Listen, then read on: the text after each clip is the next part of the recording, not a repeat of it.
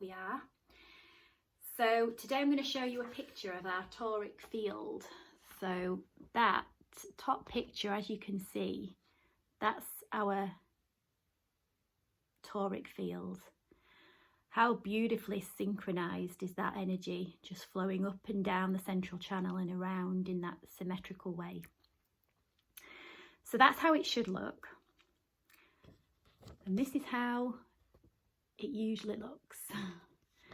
So can you see these little lines? These are blocks, distortions in the toric field. So instead of that lovely symmetrical energy, you've got this wobble. Okay, so that's how those of us who have distortions, which is most of us in the energy body, are moving through life, going through with a little wobble. And we perceive our world through the wobble, and the world that we experience is a reaction, a reflection of that wobble. So this is the backdrop to why we do healing.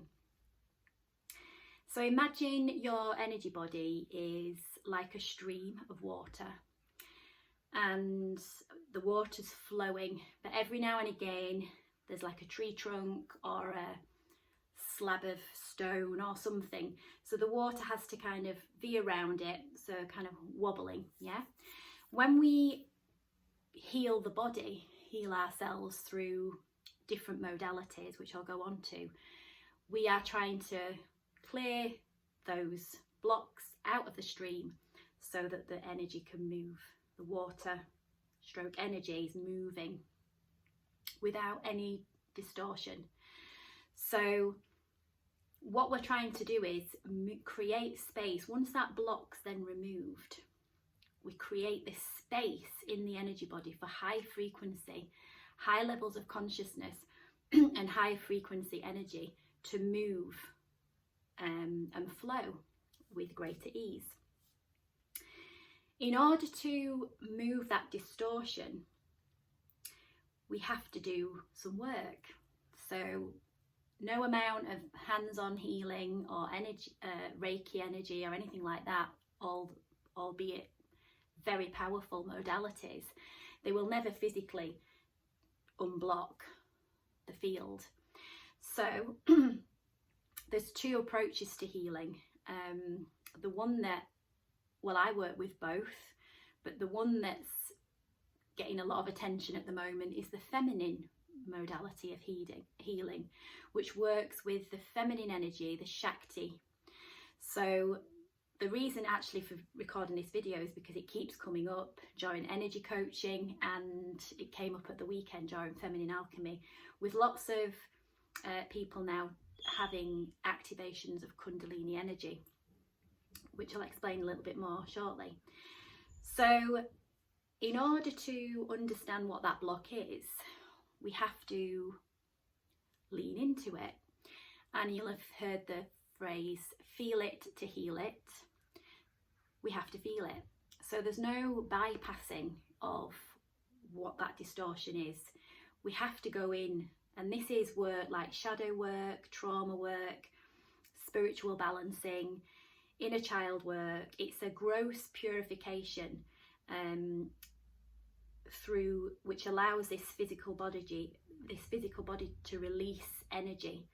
So the benefits are that the physical body is no longer having to hold, it's no longer weighted down by these distortions, which you can imagine have huge ripple effects on our health. If we don't release these distortions, downstream there is the consequences of disease manifesting in the physical body. So when we're talking about feminine, it's energy practices to move this energy. So you can read so much around this now. I mean, it's spiritual, but it's science. I'm going to have to go and grab my book, the book that I'm going to recommend to you to read. When the energy is moved, There's different ways to describe it, but some people describe it as a die-off. It's a part of your energy that's just died off, that's no longer needed, or a distortion, should I say, that's died off, which is allowing that energy to now flow as it should. So your blocks, your tree trunks, your big slabs of wood are in the water are now removed, so this energy is flowing freely. But in combination with that form of healing, we also need to work with the mind, and we're usually in our culture very much more comfortable working with the mind. Getting into the body and feeling our emotions feel more alien to us because nobody taught us to feel. You know, in our culture it's all about feeling good all the time, so we tend to try and bypass emotions, and we do it so subtly. We're so clever at doing that because it feels uncomfortable to feel difficult emotions. So notice where you bypass feeling fully, when you're leaning to something external to distract yourself from feeling what's going on. So back to the mind work and working with healing through the mind, which is the Shiva quality, the masculine quality, is through contemplation and meditation. So this is where we, through sitting in stillness and watching our thoughts, we become aware of our mental afflictions, our persistent thought patterns, negative cycling patterns of thinking, judgments, feelings of hostility, judgments to self, to others. So only when we sit and in silence do we give ourselves the space to really illuminate what's going on. So this is a two-pronged approach. It's the masculine and feminine principle to healing, and we'll only get so far if we just use one. So both are equally effective and powerful, but the combination of the two approaches is, you know, what you want to be doing if you're really serious and devoted to healing yourself. So a Kundalini Awakening, which many people are talking about now, is this feminine principle, really. It's the activation of our Shakti, life force energy, our sexual energy. Now, when we say sexual energy in our culture, everybody just thinks, oh, sex. So yes, sex is one example of utilising Kundalini life force energy, but it's the creative energy that creates everything in the world, as well as life and birthing new life. It's any creative energy behind anything that we do as humans.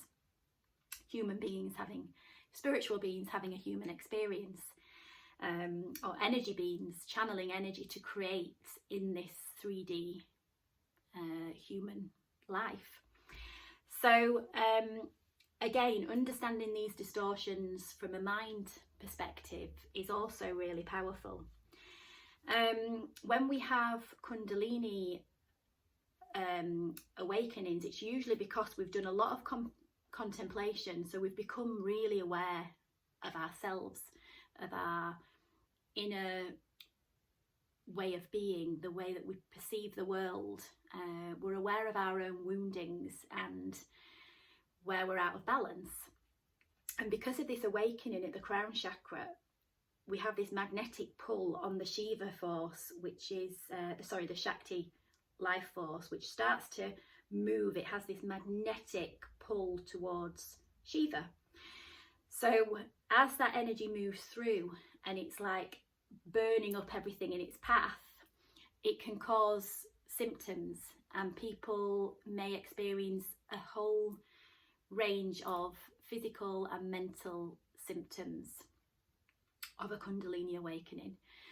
So from sleep disturbances, feeling really hot, like menopausal type symptoms, hot flushes, mucus, sweat, flu-like symptoms, There's a whole host. If this Kundalini is really powerfully moving through, then it can feel quite overwhelming. So doing some grounding practices just to ground the energy can be really helpful to come back into balance. So that's it. There's an amazing book which I thought I'd have here, but it's not here at the minute. It's called I'll put it on the post. I can't remember, but it's the biology of awakening. Basically, it's the biology behind what's going on when you have a Kundalini awakening, because it's science. It was written by a doctor who had a Kundalini awakening, so she's really explored the right down to the cellular levels, all the fluids that the sexual energy uses, draws upon to essentially heal the body. And the body is so intelligent. It knows, if it's given the right conditions, it knows how to heal itself. So those conditions are